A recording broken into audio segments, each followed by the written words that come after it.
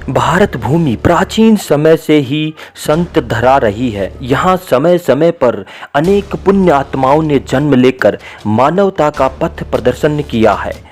नमस्कार दोस्तों, मैं हूँ विजय कुमार और आप देख रहे हैं टॉप स्पिरिचुअल। दोस्तों, आज हम आपको एक ऐसे संत की जीवन कथा संक्षेप में सुनाने जा रहे हैं जिन्हें परिचय की आवश्यकता नहीं है। मार्क जुकरबर्ग और स्टीव जॉब्स जैसे विदेशी हस्तियां भी जिनके शिष्य थे। एक ऐसे संत की जीवन कथा को सुनकर निश्चय ही आपको प्रेरणा प्राप्त होगी, वह भक्ति मार्ग में आपका मार्गदर्शन हो सकेगा। तो आइए सुनते हैं नवनीत हृदय बाबा नीम करोरी जी महाराज की इस जीवन कथा को। उत्तर भारत की संत परंपरा को लगभग 5 दशकों तक समृद्ध कर भारतीय जनमानस में सनातन धर्म के प्रति अडिग आस्था का संवर्धन करने वाले पूज्य संत श्री नीम करोरी जी महाराज की लीलाएं आज भी भौतिकवादियों को अध्यात्म पथ पर डग भरने के लिए लालायित और उत्साहित कर रही हैं।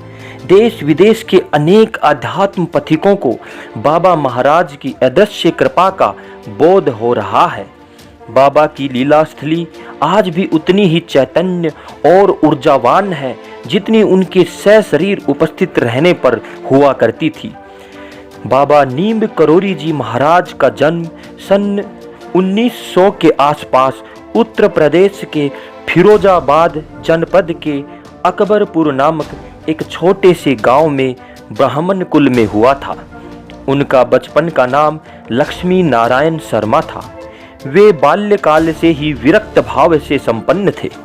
अजर अमर और गुण निधान भगवान सीताराम के प्राण प्यारे श्री हनुमान जी महाराज को अपना इष्ट स्वीकार कर महामंत्र राम राम की अमोघ शक्ति का आश्रय लेकर बाबा जी ने अपना तप पूर्ण किया।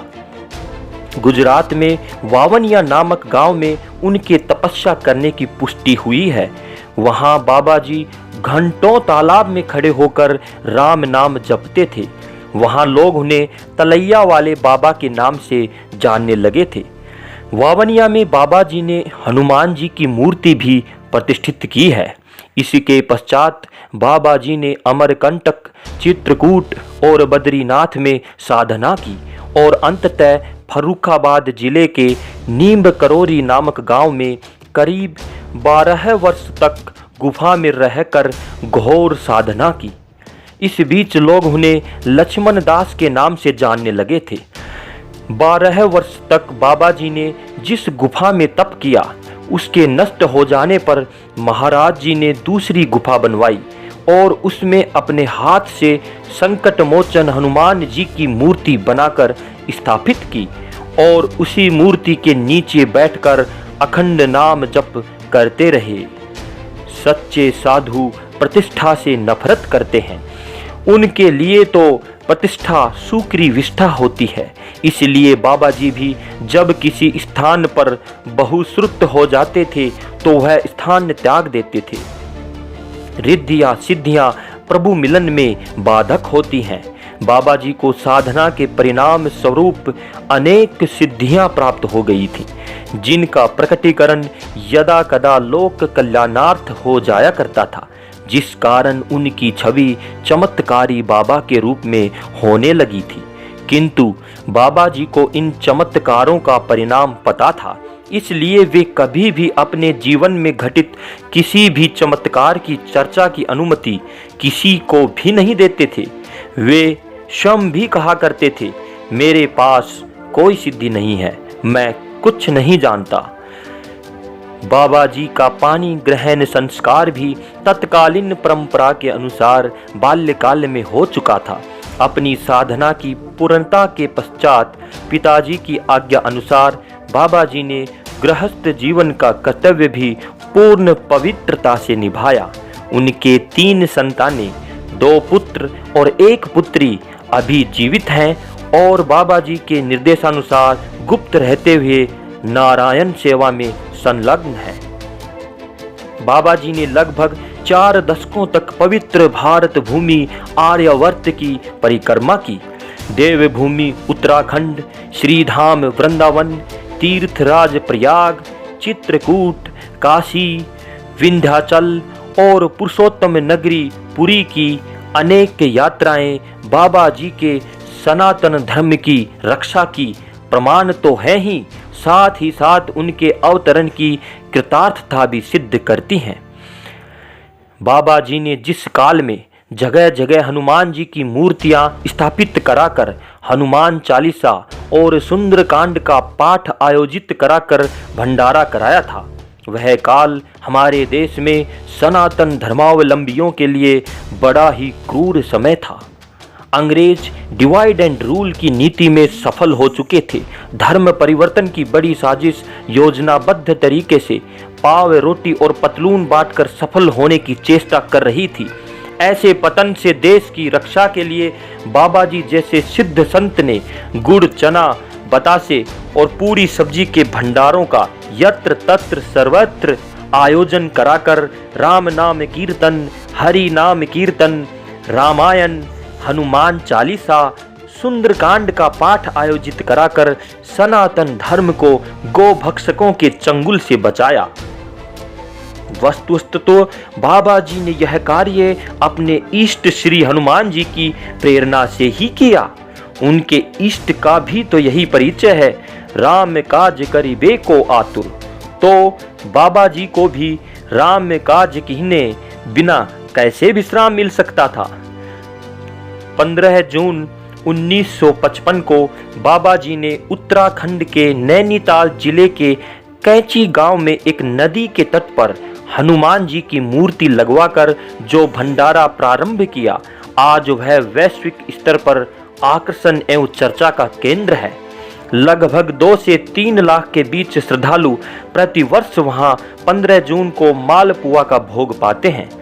आश्चर्य है कि सन 55 से आज तक, हालांकि इस वर्ष कोरोना संकट के कारण आयोजन उतनी भव्यता से न हो सका, परंतु फिर भी सन 55 से आज तक ऐसा विशाल भंडारा बिना किसी विघ्न के चल रहा है। यह एक सच्चे संत के संकल्प का ही प्रभाव है। इसी तरह से श्रीधाम वृंदावन में जहां पर 10 सितंबर 1973 को रामकृष्ण मिशन अस्पताल में अनंत चौदस की पुण्यतिथि पर ओम जय जगदीश हरे उच्चारित कर बाबा जी ने इहलौकिक लीला समाप्त की, वहां भी तभी से अनवरत संत सेवा, गौ सेवा, देव सेवा एवं नारायण सेवा का नित्य आयोजन हो रहा है। यह भी उनकी अन्नपूर्णा सिद्धि की लीला है। पूज्य बाबा जी से मिलने के लिए तत्कालीन सभी श्रेष्ठ संत, विद्वान, राजनीतिक, प्रशासक आते थे और उनसे दिशा निर्देश प्राप्त करते थे। धर्म सम्राट पूज्य करपात्री जी महाराज भी पूज्य बाबा जी से प्रयाग में कुंभ के दौरान मिले थे और उनसे हिंदू धर्म को पाखंडियों और गो भक्षकों से बचाने का निवेदन किया था। संत प्रभुदत्त ब्रह्मचारी जी तो महाराज के अनन्य प्रेमियों में से थे। वे प्राय बाबा जी को अपने झूसी प्रयाग आश्रम पर आदर सहित बुलाते थे।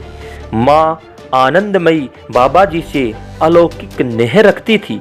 वृंदावन में एक बार यह प्रचारित हो गया था कि सन 60 के दशक में श्रीधाम वृंदावन में 3 सिद्ध एक साथ विचरते हैं।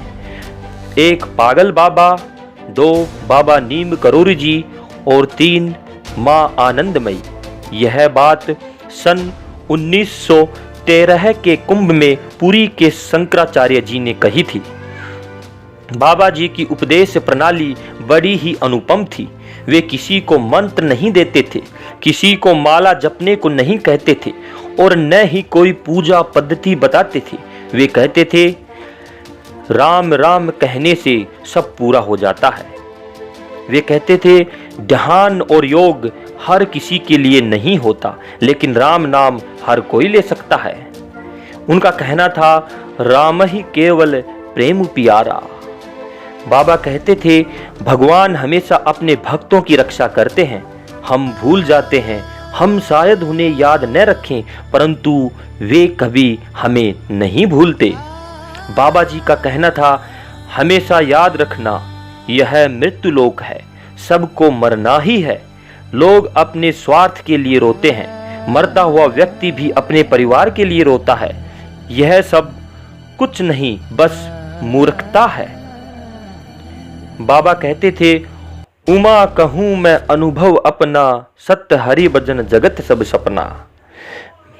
बाबा नीम करोरी जी यह भी कहते थे कि प्राकृतिक सुंदरता को देखो, भगवान की बनाई सृष्टि कितनी अद्भुत है। मनुष्य कभी इतनी सुंदर सृष्टि नहीं बना सकता। बाबा जी का संपूर्ण जीवन तो बस संत हृदय नवनीत समाना की ही व्याख्या है। तो दोस्तों, बाबा नीम करोरी जी महाराज, जिनके असंख्य भक्त आज भी देश और विदेश में विद्यमान हैं, उनकी यह पावन कथा सुनकर आपको कैसा लगा कमेंट करके जरूर बताइएगा। और इस वीडियो को और लोगों के साथ भी व्हाट्सएप अथवा फेसबुक सोशल मीडिया जैसे प्लेटफॉर्म पर शेयर कीजिएगा, ताकि अन्य को भी आपके समान आनंद प्राप्त हो सके और बाबा नीम करोरी जी महाराज की जीवन कथा से परिचित हो सके। हम मिलते हैं आपको एक नए वीडियो के साथ। तब तक के लिए आप सभी को नमस्कार। जय श्री राम, जय हनुमान, जय बाबा नीम करोरी जी।